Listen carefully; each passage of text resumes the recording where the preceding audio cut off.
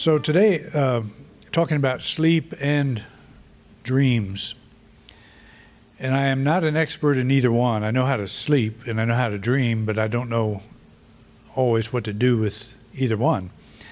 It is, I think, an important avenue through which things can unfold through us. And I think it's important to pay attention to our dreams. Some of you say you don't dream at all or you don't remember your dreams. So it's probably not going to be a one-size-fits-all kind of a lesson. But it's one that he points out as important. When I was in seminary, one of my instructors said that something like 40% of the Bible is on dreams. It's 40% of God's communication with people is through dreams. But what's interesting about that is when you look at a dream that's spoken of in the Bible, like when Joseph had a dream, he found his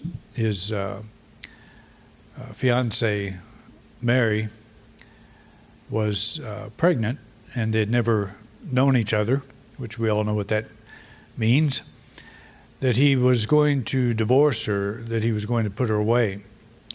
And he had a dream. An angel appeared to him and explained to him what was going on. So it's when you read of a dream in the Bible, it's usually in plain English, like it's conveyed in a way that's the person's actually told what to do and how to do it or where to go or what not to do or whatever. If you look at dreams and visions in the Bible, so what that tells me is that dreams were simply used as a literary device. Because when was the last time you had a dream where you were actually instructed very clearly on what to do in a certain situation? You know, sometimes that does happen. But it's still usually in symbols. And we have to do some interpretation. It's just sometimes it's so clear what a dream means that we're left pretty certain about what it does mean. And usually what it means is something we already know, something we're aware of. When you get into Carl Jung's work on dream interpretation, it is extremely complicated. And it's fairly discouraging to try to follow some pattern or get enough information from what he says. You almost have to do what I've done today, is borrow somebody else's interpretation of what to do, how to do it. And I'm going to, on the YouTube program, I'll leave a link to a site that I would recommend that I'm going to use part of today, that if you're interested in pursuing dream interpretation, it's a site worth looking at because it speaks pretty much in plain English and fairly easy to understand. But anyway, Neville talks about what he's basically doing is repeating the same message, that whatever you want to experience, believe you've received it. That goes through all of his talks, all of his writings that I have seen. He could condense it all, and he says that he repeats himself and that he finds that necessary because we all know why it is. We get something, but do we really get it? Do we really understand what it is that we're talking about here? Or, you can get an idea, but are you translating that idea into practice? And I think that we will find it challenging to practice this with our sleep habits also. But it's a way that he lays out. It's a way that's worth looking at. And what I've discovered is some people respond to certain teachers better than others, and so this could be the thing that you're looking for. That's a very down-to-earth and very practical presentation. But he says, because all things come from within yourself, and your conception of yourself determines that which comes, you should always feel the wish fulfilled before you drop off to sleep. So whatever it is you would like to experience, he's just saying leave that as the kind of the last thought in your mind as you go to sleep. And I find it challenging to do that. I don't know if you've tried this yet, if you've read his book and tried to follow that. Maybe some of you respond to that better. Maybe you find it easier. But I find that if I am thinking of a thing I would like to see manifest or see happen, or focus on how I would feel if it did, I can't go to sleep. I'm thinking about that. So I get the drift of what he's saying, that you want your mind, you want your state of mind to be one that as I go to sleep, as I drop off to sleep, that something good is happening. I've planted a seed, and that seed will grow, even as I sleep. As Jesus talks about the parable of planting the seed, you go to sleep and you wake up and you don't know how the thing grows, but you know that it does. That's a mindset. That's a way to think of something that's very helpful. So you're thinking, okay, if I plant a seed, I don't have to think about it. I already accept that it's going to grow. So if we can translate that bit of understanding to a desire that we have, that's what this is about. It's going to bed at night knowing I've planted the seed and it's growing. It's a peace of mind. It's a knowing, going to sleep in peace of mind that things are working out in a good way.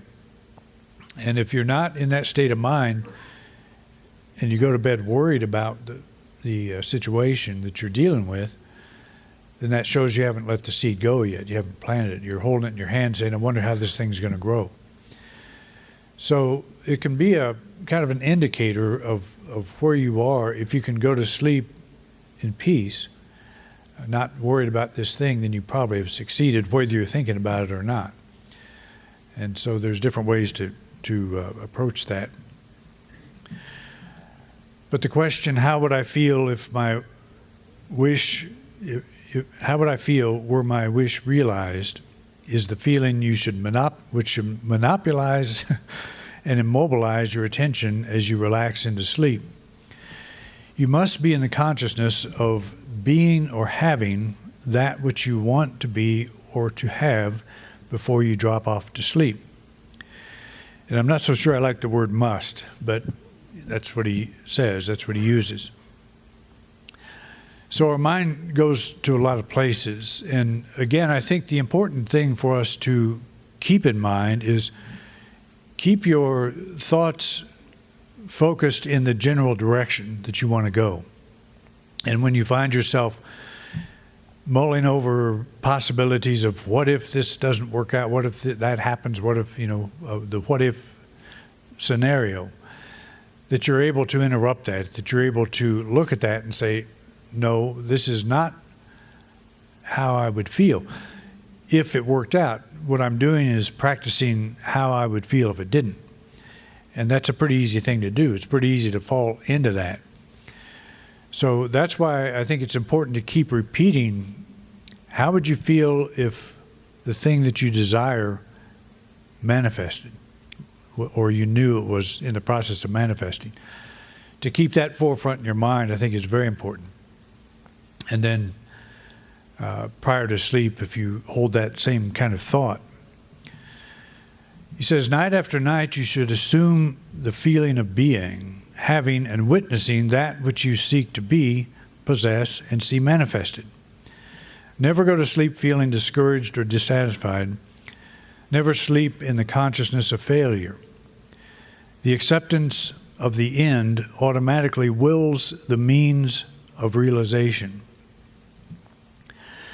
And again, it's important for us to distinguish or to understand that our life is unique to us. And so if we question this whole theory or this whole idea, to just keep coming back to that idea. Why is my life unique to me? Why does it look different from everyone else's life? And it's consciousness. That's the one variable, the one thing that is different from everyone else is the way I see life, or the way I see myself, which is the way I see life. My self-perception, my consciousness, that's what makes the difference. And so if we accept that, then all of this makes sense. It may be difficult to control it. We may find, because our mind is like a spoiled little child running all over the place, screaming and kicking and whatever, as we ran into one in the grocery store the other day. Didn't want to obey mom, and mom didn't quite know what to do with the child. But I thought when I heard that screaming, that sounds like my mind sometimes. Sounds just like my mind. Because we kick and scream a lot of times about things that we can do nothing about. And how much energy do we fritter away doing that? How much does that impact the quality of our life? And what we know for sure is the moment it's doing it, it's impacting it 100%, because we're having a kicking, screaming experience. And so we say, is this how I would feel if the thing that I wanted manifested or was being manifest now? And so we pull ourselves back with that reminder, saying that this is where I am, this is where I want to be. How would I feel if? So I think that's a very important thing to keep asking ourselves. So we come to this dream thing, and again, I'm not a dream interpreter, I'm not an expert in this, but there are many out there that can help, and I think what I have done is followed these directions, and I'm working with dreams. There's one time in my life I remember I had a dream that seemed very specific, and I was having an issue with a person in church. This was 2 churches ago, many years ago, and the person was proving to be a real problem. And so the dream I had was I had a swimming pool that had a fence around it, and there was a snapping turtle swimming around in my pool, and I didn't want it there. It was causing problems. Nobody wanted to get in the pool with a snapping turtle. Have you ever seen a snapping turtle? We grew up with them in Missouri. I don't know if they're here or not. I guess they probably are. They're not. They're not very handsome in terms of turtles. They're not the kind you would want in your home aquarium, and they're pretty dangerous. You can pick them up, but you have to do it very carefully because their heads will shoot back, and if they get hold of you, they don't let go. They're they've got quite a defense system. It all says, "Don't touch me." But anyway, the snapping turtle was swimming around in my swimming pool, and there was a fence around the pool, and so I picked up a rock in this dream, and I lobbed it over, and I hit this turtle exactly in the head and wounded it. And I could see the wound was visible. And the turtle crawled out of the swimming pool, but it couldn't get out of the fence. And so I had to go over to a gate and let the turtle out. And so I woke up with the sense that the turtle represented my feelings about that person that was giving me trouble. And reacting to that person was the lobbing of the stone. It's like, I'm going to fix this problem by throwing the stone. And that didn't work. It just wounded the turtle. And actually, when I did that, I felt very sorry that I threw the stone. I felt a great deal of compassion for the turtle. But I went over and let the turtle out, which was a way of saying you can release this whole situation. And it wasn't necessarily about the turtle or about the person. It was about the interpretation or the feelings that was what was very clear to me in the dream, as I was able to see that, and it was just as clear as day. To me, the meaning at that time was just clear as day. So clear that I still remember it. But it's that doesn't happen real often. Sometimes, most of the time, my dreams are, I don't get them. I don't understand what's trying to be said. So I've been working with this system here. But the first step is to write the dream in detail. Write your dream immediately after waking up, otherwise you will forget. Write down all the dream details, even if they appear unimportant: setting, people, objects, dialogue, smells, sounds, color, and your internal talk and emotions while dreaming the dream. The main problem with doing that is you wake up at 1:30 in the morning, and how do you write your dream down? I tried this the other night with a flashlight and under the covers. And I woke up the next day, I couldn't read my notes. So you've got to kind of work with this. And what I've also noticed is I think I won't forget this. And because it's so vivid, sometimes you wake up and the dream is so vivid, I won't forget this.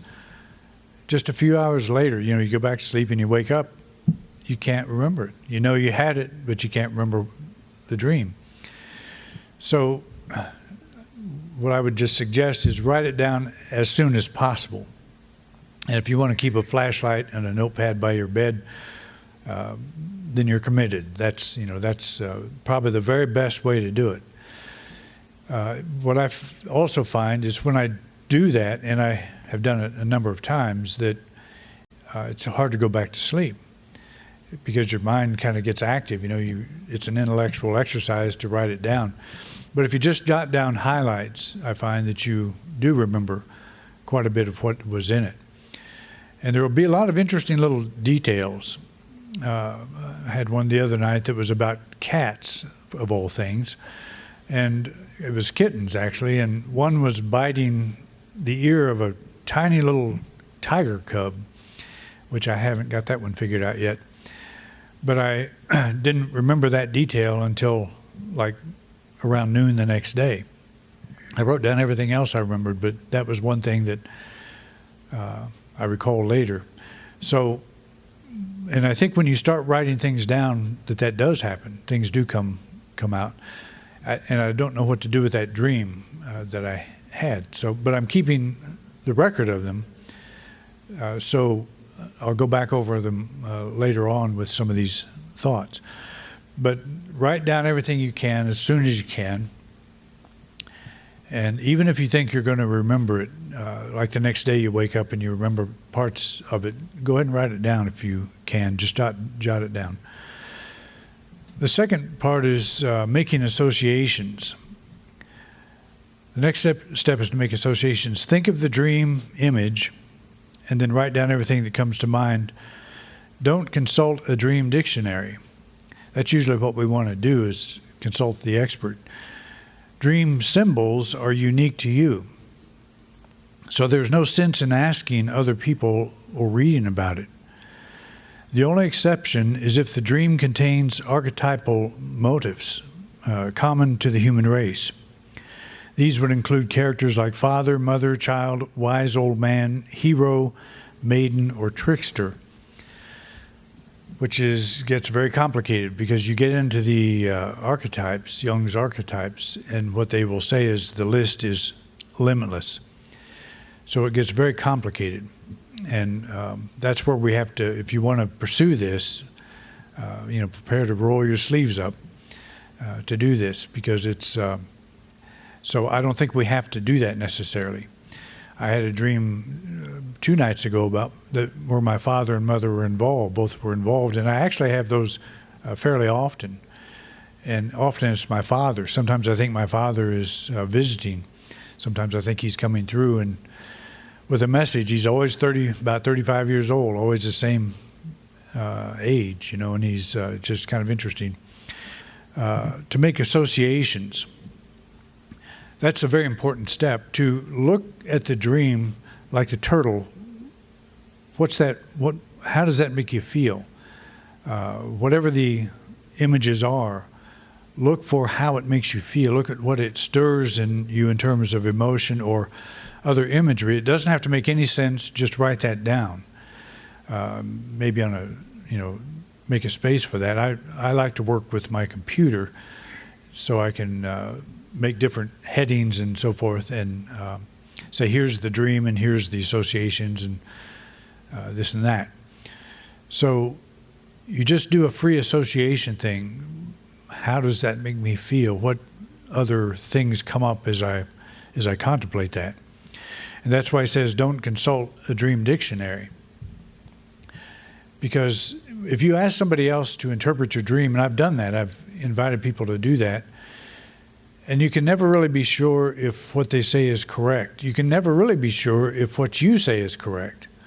And if you can't be sure if what you say is correct, then we're one deeper, when we're asking somebody else or consulting a printed thing. A how to do it, a printed how-to is, I think, a good thing because it puts the ball in your court, keeps the ball in your court. But the principle behind this is that the conscious mind is rational and it's looking around at life and it's figuring things out, thinks in a very linear way. When you go to sleep, the intellectual mind shuts down, or it goes into a kind of a coma where it's functioning but not in its normal way. But what is continuing to work is that the intuition is pushing out information, and that information hits the intellect when it's in the state that it's in, and the symbol means something, but not in the normal language that we speak. It means something else. It's speaking in a more universal language. That's what an archetype is. It's a universal language. But so what's coming out, we don't look at that as we would in our waking state. That's why it seems so confusing. We say that dream doesn't mean anything. But if we take time to make associations with the images that come up and just write down what seems right, and there's really no right or wrong, but there will be a feeling that this seems to fit, this feels like it is the best fit. So that's what he's talking about here. So step 3 is connect dream images to what's happening internally. You're going through stuff in your life, you have these dreams, and so look at what's going on. Dreams are not meant to be interpreted literally. The language of dreams and the unconscious is the symbolic image. Therefore, the unconscious borrows images from your external environment to symbolize things in the dream. Each character represents something else. Thus, dreams are usually about the interior world rather than the external one. And that's what throws up, in my mind, suspicion when you're reading the Bible and you run across a dream that Joseph is having this external issue and he has a dream about it, and it's so clear cut. The message he gets in the dream is, follow this set of directions. Here's how you think about this. As clear as it can be. And that's hardly ever the case in most of our dream life, I think. It's all in symbols. So, but it's about the interior world. That's why I said the turtle thing. That dream was not about a person. It was not even about the situation, but it was about the internal experience I was having in this situation, what I was allowing to have triggered and how I was interpreting and all of that, which is very important, because where does the resolution exist? We want to see that gate that we can let that problem out. We want to see it somewhere in our outer world. And that's not always the case. When you open the gate within yourself, that is, when you let go of the emotional energy that you're pouring into a thing, then the external side of the problem will resolve itself. And that's exactly what happened in my life. At that particular time in my life, is the person left. They went through the gate. They left the church. They left the whole issue behind, and it was like a whole breath of fresh air once that occurred. But when I had that dream, I didn't take another action concerning that person, other than letting go. Every time I would think about them, I would think of opening that gate. And so it was a change more in myself. And I think that's why Jesus says, don't resist that which is evil or that which appears to be evil. Because as we resist it, it gives that thing power. Whatever it is, it gives it power to remain in your life. And I think that's what we keep in mind with dreams. It's what's the story that's being told? What is the overall feeling? And I think that's pretty important. How do you feel about that dream? Did it make you feel bad? Did it frighten you? Or was it a good feeling? Was the dream a good feeling? Sometimes a dream can be a very good feeling, but it makes absolutely no sense at all. Whatever it is you might have been going through in the dream. But so the dreams are not meant to be interpreted literally, rarely about a person, but more about the thought about a person or about a situation. Important to keep in mind. Step 4 is to interpret the dream. Taking all the things you wrote before, interpret the dream. Remember that a dream is a coherent message from the unconscious cloaked in symbolism. When you interpret the dream and arrive at an interpretation that clicks or makes you say, aha, then you're on the right path. Your unconscious will not send you a message that you already know or are conscious of. Thus, the dream's message should be a surprise to you. Okay? So usually, if we dream about that person we don't like getting theirs, getting what they deserve, it's probably more about us than about them. That's what he's saying. Take it out of the external realm. It's something is going on in you. Interpretation is probably incorrect. So in your dream, you defeat your enemy. It doesn't mean the same thing as it would. It's letting the turtle out. So does that mean I beat this guy? Or is that a signal for me to open something in myself? See, that would be the difference. You wake up feeling, well, I threw a rock and got that problem right in the head. So I feel pretty good about that. The dream is telling me that I am winning, but that's not, according to him, what the dream is telling you. The dream is saying, play the whole thing out. It's about release. It's about let go. It's about make an opening where this can be let go, where this can be released. So that makes sense on that level. If you arrive at an interpretation that blames others, then that interpretation is also incorrect. Dreams are about you and not others. Remember that all the characters in your dream represent aspects of yourself, even if they look like somebody you know. So I think that's pretty important to keep in mind as well. I'm going to publish these, or they'll be on the YouTube program. They're not written on the back of the program because there was not enough room. So pause if you're watching it and you want these. If you want, or better yet, I'm going to include the link because there's other material on that website that all of this plus more. So you'll want to just click on that link. Okay, so the dream is about you. It's not about your problem person or problem situation. And then step 5, do a ritual to make the dream concrete. And I find this kind of challenging, although depends on how far you want to take it. After interpreting the dream, honor it by doing something physical and not just thinking about it. By doing something physical, you integrate the dream, which was unconscious, into your conscious waking life. The ritual is a way to send the message to your unconscious that you heard it. Write in your journal, pray, light a candle, or make art out of it. The physical act should not be loud or expensive. The smaller and more intimate, the better.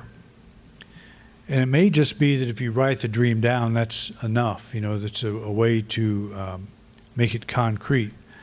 And I do find that helpful because you can go back and read it again later on, and because you may forget it. But Carl Jung, they say, would actually put the images that came to him into paintings. And so that's a very committed dream interpretation. I've heard of people that put it into song, and I write music, but I would not think necessarily to do that. So whatever way would work for you, just to make it more concrete. And I find that just writing it down goes a long way to saying, I had this experience, and I was here, I was at this place. And I don't necessarily understand, but I'm willing to understand.